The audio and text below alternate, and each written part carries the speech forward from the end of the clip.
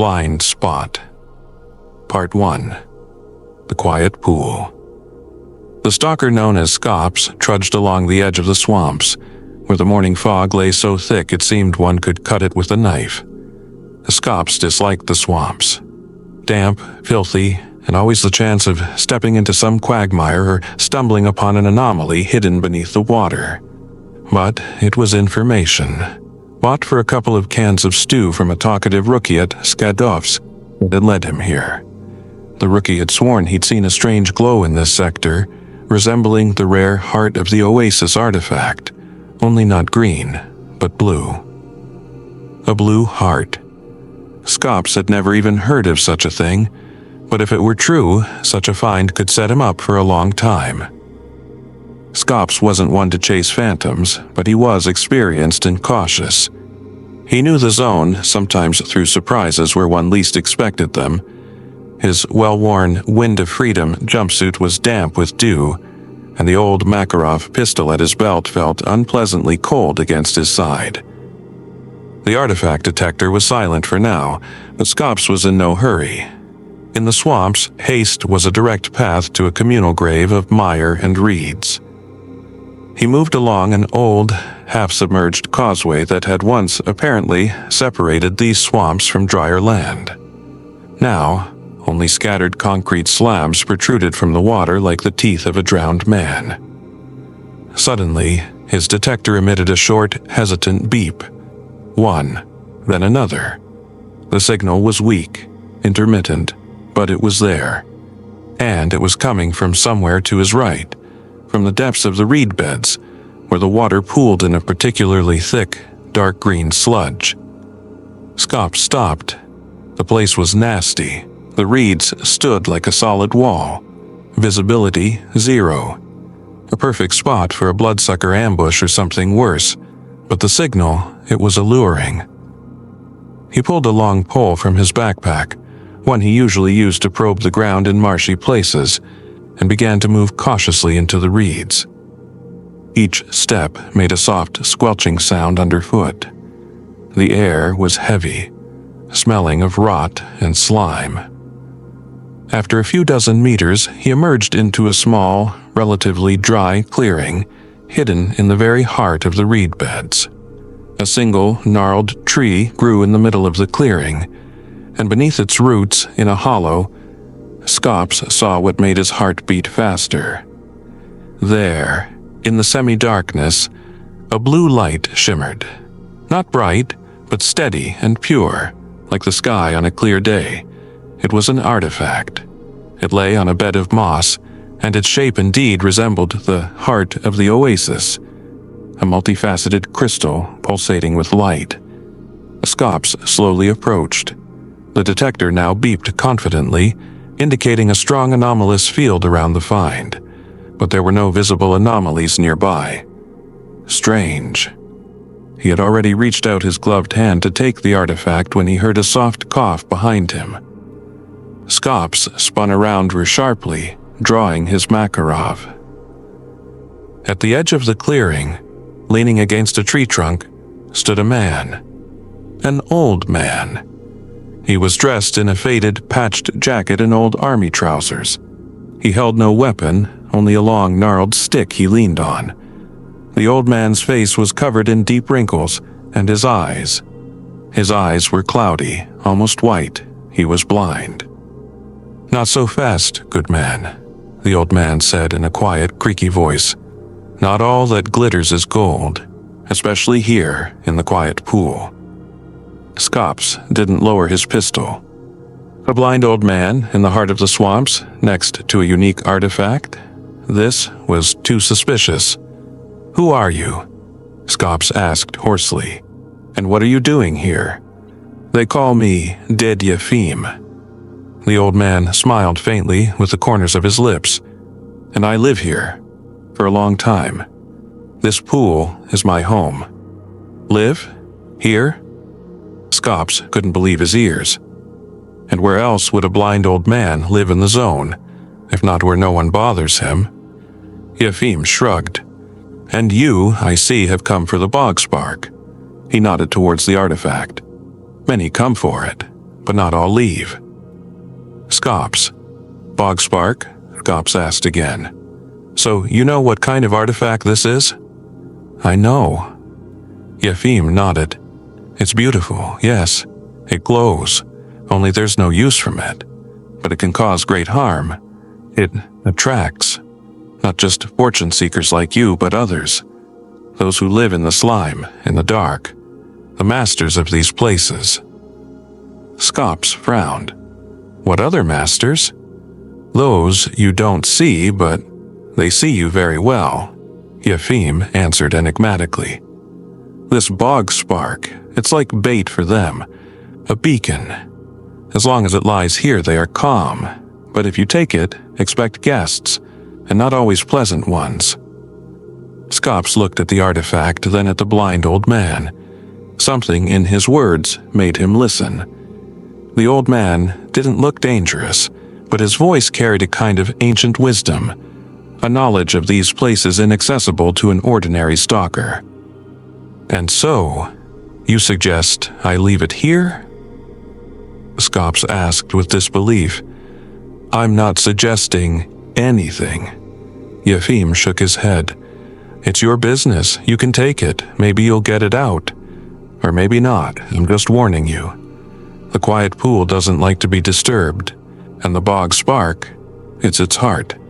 Tear out the heart. Expect trouble. Scops pondered. The situation was strange. A blind old man living in the swamps, speaking riddles. An artifact that could be a deadly trap, and a premonition that this simple hunt for loot could turn into something much more serious. He looked at Yefim. And you, aren't you afraid of it? Of these masters? Yefim smiled again. Why should I be afraid of them? To them, I'm part of this pool, like a reed, like an old tree. I don't bother them and they don't bother me. Harmony, you see, but you're a stranger. And with empty hands or with the Bog Spark, still a stranger. Scops lowered his pistol. He didn't know whether to believe the old man, but something told him that Ded Yefim was telling the truth. At least, the truth he himself believed in. Thanks for the warning, old man, Scops said. He had made his decision. The risk was too great, and the old man's words sounded too convincing. I think I won't tempt fate. He was about to turn and leave when Yefim spoke again. Wait, stalker, since you're so understanding, maybe you could help an old man with something? Not for free, of course. My supplies are running low here, and I can't make it to the nearest camp myself. But you, I hear, have strong legs and seeing eyes. Scops stopped. Help a blind old man in the zone where it was every man for himself.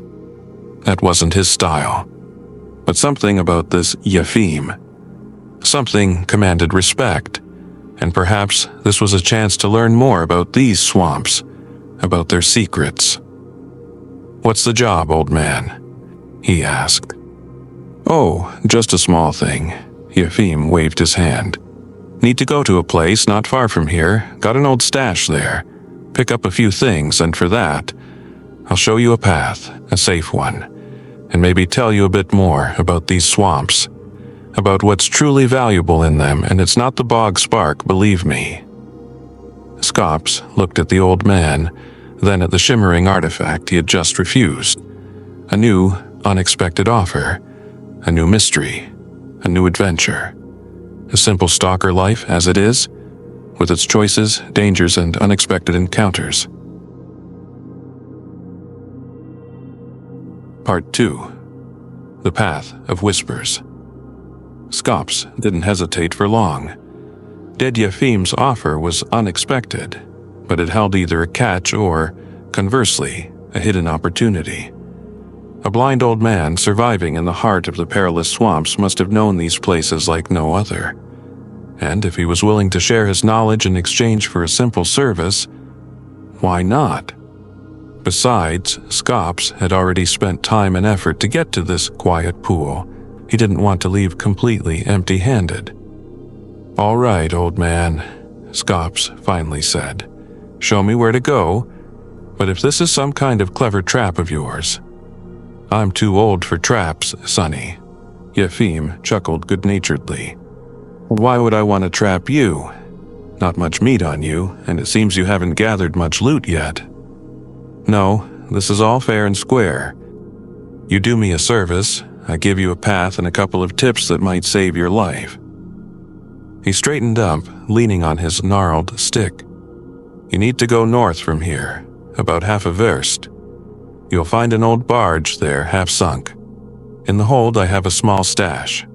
Food, some ammo, and medical supplies. You'll grab the sack, bring it here, and I'll wait for you." Scops nodded. "Half a verst north. Barge. Got it. Just be careful there," Yefim added. "Those places, though not as deadly as the pool itself, have all sorts of creatures, and people wander about too. They don't like strangers on their territory." "Noted." Scops adjusted the rifle on his shoulder.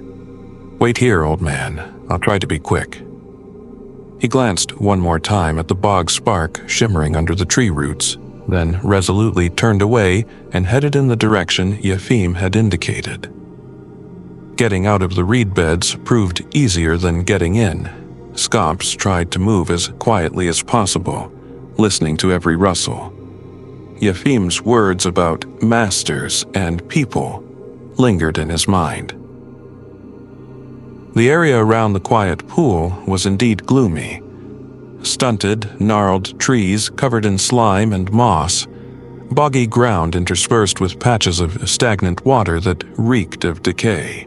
The fog had lifted a little, but visibility was still poor. After some time, he indeed spotted the hulk of an old barge, rusty and half-submerged at the edge of a small duckweed-covered lake. The barge looked as if it had been standing there for decades, gradually sinking into the swamp. Scops approached it cautiously. It was suspiciously quiet all around. He circled the barge, checking for tracks or ambushes. Nothing. He didn't find the entrance to the hold right away. It was a small, half-hidden hatch on the deck, covered with some rubbish.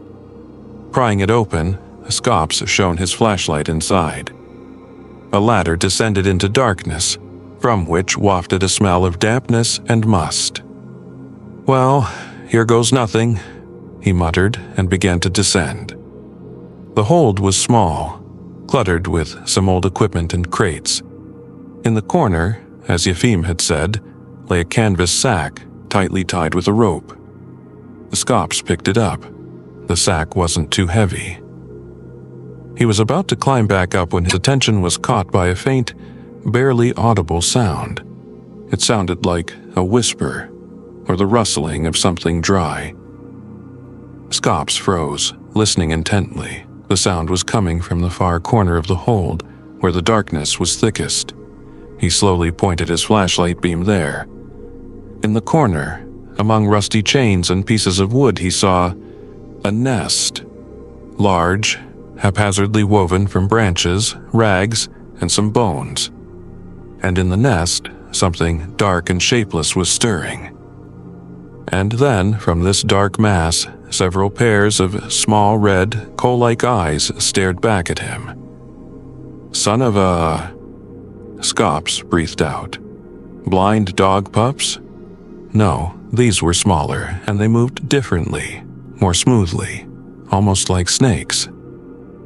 One of the creatures emitted a soft hissing sound and slowly crawled towards him. It resembled a large, hairless rat, but with a disproportionately large head and a long, flexible tail. Its skin was covered in some kind of slime and glistened in the flashlight beam.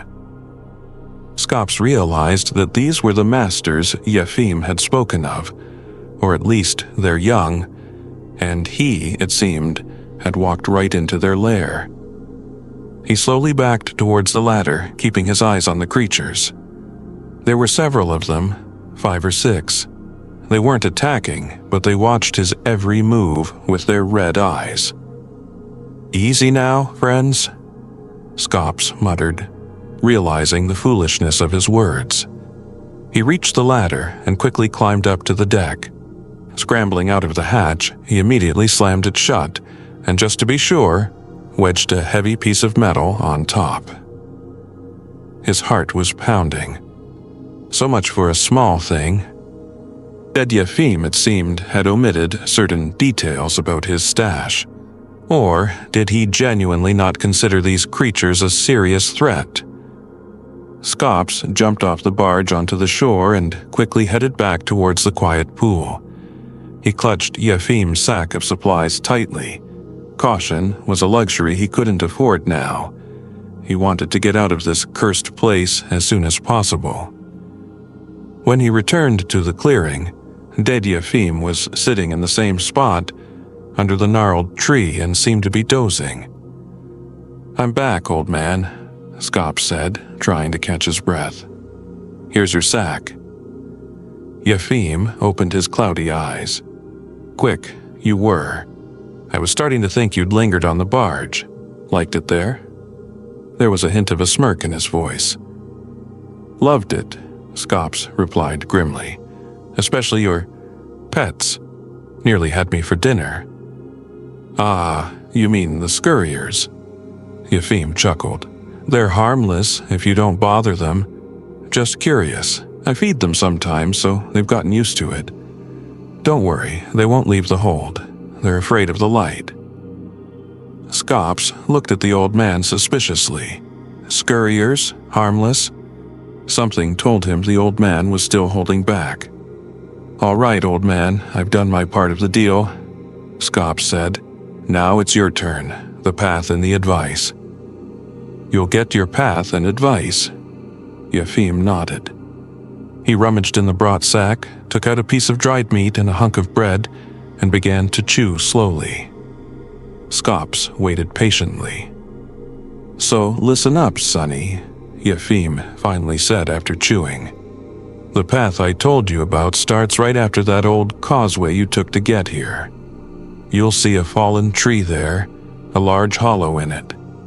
Climb into the hollow, you can't go wrong. It'll lead you to an old forest road barely used.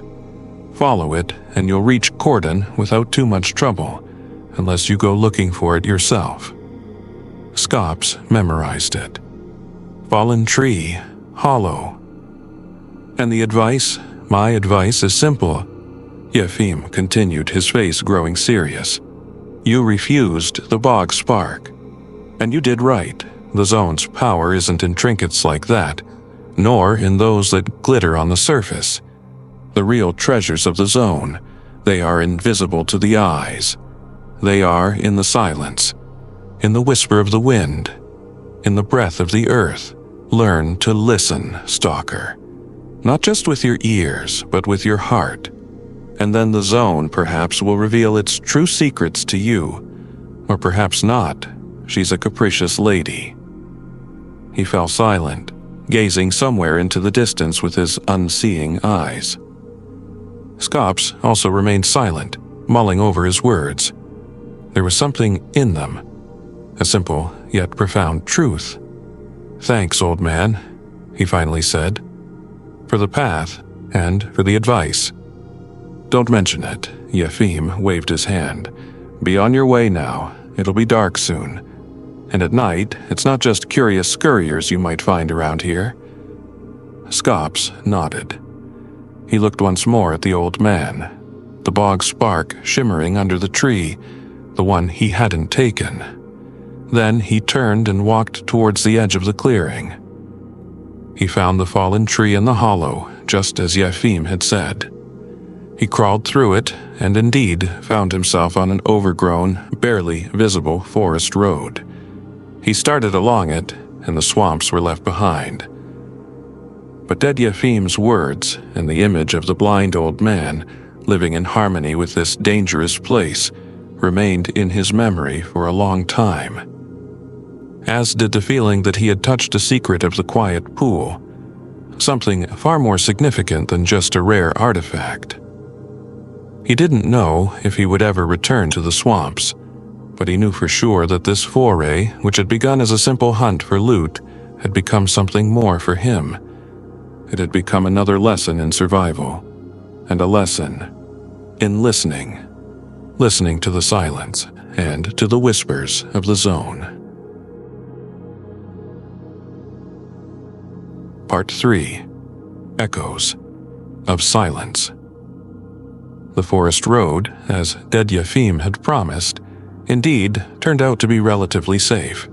Skops had been walking along it for several hours, and in all that time he hadn't encountered a single serious anomaly or any large mutants. Only occasionally did a rustle of some small creature come from the bushes, and the wind whispered in the crowns of the surviving trees. But Skops didn't let his guard down. The zone was always ready to spring a surprise, especially when you started to feel safe. He thought about Ded Yefim, about the blind old man who had found his refuge in the heart of the deadly swamps, about his strange scurriers, about the Bog Spark he had so casually called a trinket, and, of course, about his words. The real treasures of the zone, they are invisible to the eyes. Learn to listen, stalker, and then the zone, perhaps, will reveal its true secrets to you. Listen. Skops had always relied on his sight, on instrument readings, on experience. But to listen to the zone with his heart, that was something new. As dusk began to fall, he decided to make camp. He found a small hollow, sheltered from the wind by thick bushes. He built a small, almost smokeless fire, took out the remnants of his supplies from his backpack, a can of preserves and a piece of bread. The dinner was meager, but after what he'd been through in the swamps, even this felt like a feast. Sitting by the fire, he listened to the night sounds of the zone. Now they seemed different to him. Not just a collection of threats and warnings, but something more. In the crackling of twigs, in the howl of the wind, in the distant hoot of an owl, he seemed to hear some echoes, hints. Was it just fatigue and imagination, or was Ded Yefim right? Suddenly, he heard something that made him tense up. It wasn't a sound of nature, nor the growl of a mutant. It was a quiet, intermittent beep, the signal of a weak transmitter, and it was coming from somewhere very close. Skops instantly extinguished the fire, covering it with earth, and froze, listening. The beep repeated. It was coming from the direction of the road he had come from. Was someone on his trail, or was it a coincidence? He cautiously peeked out from behind the bushes. In the deepening twilight, he saw 3 shadows moving slowly along the road. Stalkers. Judging by their silhouettes and the way they held their weapons, these were experienced guys, and one of them was clearly using some kind of search device. Are they after me? Skops thought. But who would need him? He wasn't carrying anything valuable. He had refused the Bog Spark. The trio stopped not far from his hiding place. "Signal's almost gone here, Baldy," one of them said, his voice muffled. "Maybe your detector's glitching." "It's not glitching, Hook," replied the second, presumably Baldy. "The beacon was somewhere around here, faint, but it was there. Maybe the battery died." "Beacon?" Skops frowned. He didn't have any beacons. "Or maybe someone picked it up," suggested the third, who had been silent until then. "And carried it off. Remember what the chief said, this thing is very important." "I remember, Zub. That's why we're looking," Baldy replied. "Scout around.